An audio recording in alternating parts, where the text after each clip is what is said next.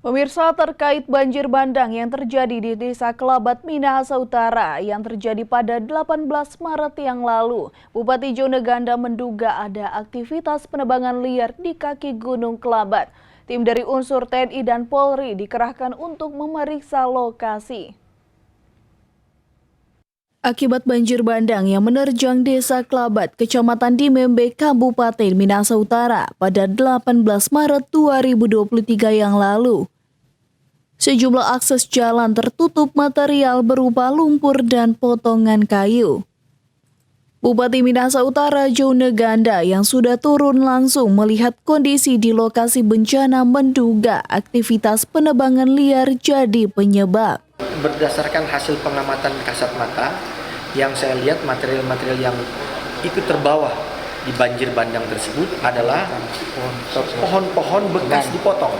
Ya, bekas dipotong ini ada dua jenis. Satu, pohon beserta akarnya.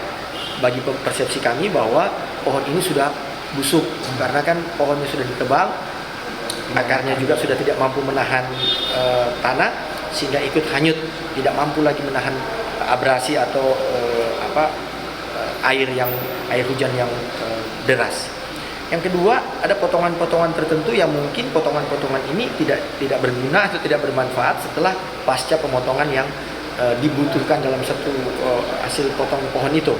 Nah, oleh karenanya saya menyampaikan bahwa saya menduga dan beberapa informasi yang saya dapatkan dari masyarakat bahwa sering terdengar alat potong itu beroperasi atau terdengar ada dilakukan di kaki Gunung Kelabat.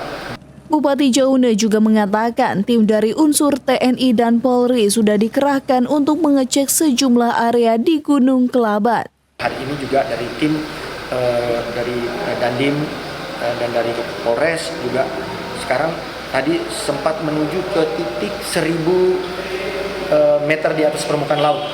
Mereka sudah menemukan satu kubangan yang dicurigai tempat air ini tertampung, kemudian makin membesar dan tidak bisa tertampung lagi sehingga menimbulkan bencana banjir bandang di Desa Kelabat yang kemarin terjadi. Langkah-langkah yang dilakukan oleh pemerintah, kita langsung gerak cepat seperti yang kita ketahui bahwa saya juga langsung ke lokasi, kemudian Pak Sekda, seluruh dinas terkait, termasuk juga Badan Penanggulangan Bencana Provinsi sampai bahkan Badan Penanggulangan Bencana Pusat juga datang berkunjung dan meminta untuk kita menetapkan itu sebagai bencana sehingga bisa dibantu juga oleh pemerintah, oleh Badan Penanggulangan Bencana Pusat. Ia juga menambahkan saat ini sedang dilakukan pembenahan jalur air di sekitar lokasi banjir bandang. Regina Mangke melaporkan untuk Kawanua TV.